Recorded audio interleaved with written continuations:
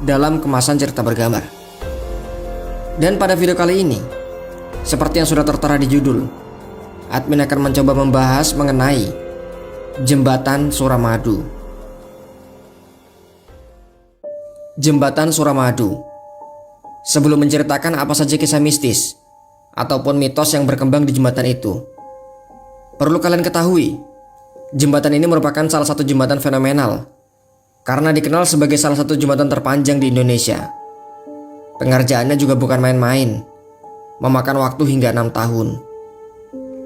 Panjang jembatan ini adalah 5.438 meter yang menghubungkan Surabaya dan Madura. Untuk itulah, jembatan ini kemudian dinamai dengan nama Jembatan Suramadu, yang berarti merupakan sebuah singkatan dari Surabaya dan Madura.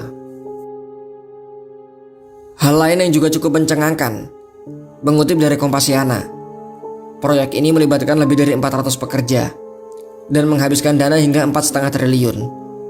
Angka yang sangat fantastis tentunya, namun sebanding dengan dampak ekonomi yang dihasilkan.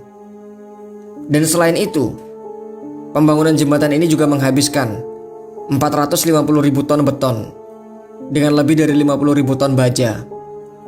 Beberapa bagian yang khusus hanya untuk jembatan ini, diantaranya adalah semen Gresik dengan kualifikasi tertentu yang diminta untuk tahan terhadap air laut, bahkan tahan terhadap senyawa berbahaya lain seperti sulfat. Kemudian 2 piranti utama yang berdiri kokoh di jembatan itu juga dipesan khusus ke perusahaan baja ternama dari mancanegara. Walaupun dibangun dengan perencanaan yang matang, berdasarkan analisis dari para desainer dan juga ilmuwan, namun pengerjaannya tetap menghadapi beberapa kendala. Dari hal inilah, masyarakat menilai bahwa hal itu ada kaitannya dengan pengaruh gaib di wilayah tersebut. Ketika awal pembangunan, penanaman paku bumi di desa Tambakodi bolak-balik gagal. Begitupun yang ada di Bentang Surabaya.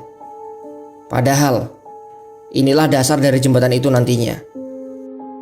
Setelah beberapa kali paku bumi gagal tertancap, akhirnya mereka berkonsultasi dengan orang pintar setempat. Yang dimaksud orang pintar di sini tentu saja adalah mereka yang paham dengan hal mistis. Dan kemudian mereka mendapat saran agar melakukan sebuah ritual atau semacam selamatan, yang tujuannya adalah memohon kepada Sang Ilahi, juga untuk meminta restu dari leluhur yang ada di tempat itu. Dan setelah dilakukan hal tersebut, hambatan-hambatan itu perlahan bisa dilewati. Lokasi jembatan Suramadu sendiri sebenarnya bukanlah yang diharapkan oleh pendirinya, karena pada saat itu lokasi tersebut merupakan makam leluhur setempat. Namun demi kepentingan pembangunan jembatan, maka akhirnya makam-makam itu dipindahkan. Lalu ada yang mengatakan bahwa ada satu jenazah yang masih utuh ketika proses pemindahan makam. Padahal tidak ada yang meninggal dalam beberapa hari terakhir sebelum pemindahan.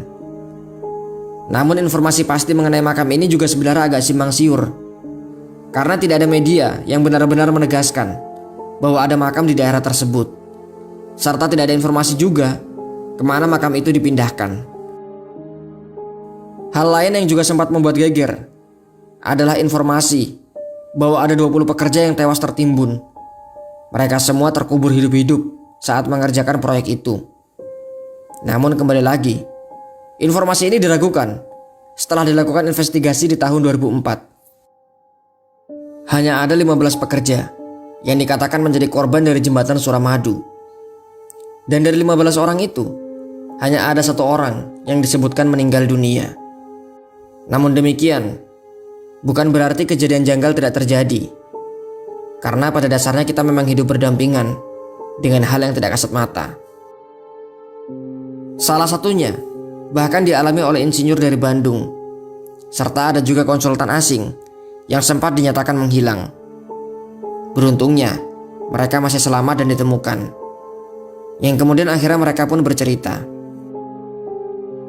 Awalnya mereka melakukan patroli serta ingin mengambil data dari wilayah tersebut. Mereka menggunakan sebuah perahu. Dan ketika mereka tengah berada di tengah laut, konsultan asing tersebut kemudian bergurau dengan mengatakan Bagaimana ya jika seandainya mesin perahu ini mati? Kita pasti habis di tengah laut. Bagi orang Jawa ataupun orang Indonesia kebanyakan, perkataan seperti ini pantang diucapkan. Apalagi saat mereka ada di tengah laut. Karena seakan-akan mereka mendoakan diri sendiri agar terjadi sebuah bencana. Namun bagi konsultan asing tersebut, hal itu tidak berarti apa-apa. Toh mereka juga tak percaya dengan hal-hal semacam itu. Namun tak lama kemudian, mesin perahu yang mereka tumpangi kemudian tersendat. Dan tak lama kemudian mesin perahu itu mati. Dengan segenap tenaga, mereka berusaha menghidupkan mesin itu. Namun tak membuahkan hasil. Perahu yang mereka tumpangi pun akhirnya terbawa arus dan angin, tak menentu ke arah mana. Dan lebih sialnya lagi, handi talki yang mereka bawa tak berfungsi. Yang mungkin karena mereka sudah jauh dari daratan. Di sisi lain, tim lain yang ada di darat sedang menunggu mereka. Mereka yang resah karena sudah lama menunggu, akhirnya melakukan pencarian besar-besaran. Mereka semua melakukan penyisiran hingga 10 jam. Yang kemudian akhirnya mereka ditemukan berada di wilayah Probolinggo. Mereka sudah jauh terbawa angin dan juga arus laut. Beruntungnya mereka semua masih selamat. Dan hikmah yang bisa dipetik adalah agar selalu menjaga ucapan. Perahu itu mungkin saja mati karena masalah teknis. Namun kita juga tidak boleh sembarangan dalam berucap. Apalagi berguyon akan terjadi hal yang buruk. Kisah lain dari jembatan ini. Beberapa pengendara kerap melihat berbagai penampakan. Yang paling sering diperbincangkan adalah penampakan dari seorang wanita dengan rambut yang panjang serta mengenakan baju terusan putih yang sudah lusuh. Wanita itu adalah Sundel Bolong. Ia kerap mengganggu, hingga kabarnya bahkan mengakibatkan beberapa pengendara kecelakaan. Dan mengenai kecelakaan, ada juga pengakuan dari beberapa orang pengendara yang mengaku bahwa jalan di sana bercabang 2. Padahal jalur yang dilewatinya hanya ada 1. Alhasil, pengendara yang salah jalan itu kemudian keluar jalan dan akhirnya masuk ke area sawah.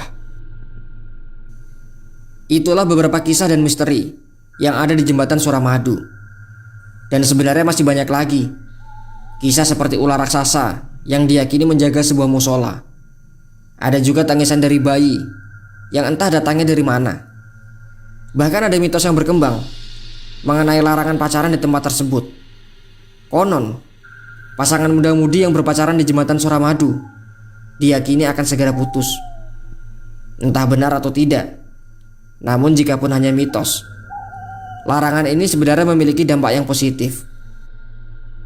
Bagi kalian yang pernah mengunjungi jembatan Suramadu, atau mungkin kalian yang tinggal di Surabaya dan Madura, silahkan tuangkan apa yang kalian ketahui mengenai jembatan Suramadu. Silahkan juga berikan koreksi jika ada kesalahan dalam video ini. Admin rasa cukup sampai di sini kisah yang bisa admin ceritakan. Like dan share video ini jika kalian suka. Dan jangan lupa untuk berlangganan dengan cara subscribe serta aktifkan lonceng notifikasinya. Sampai jumpa kembali di video selanjutnya. Wassalamualaikum warahmatullahi wabarakatuh.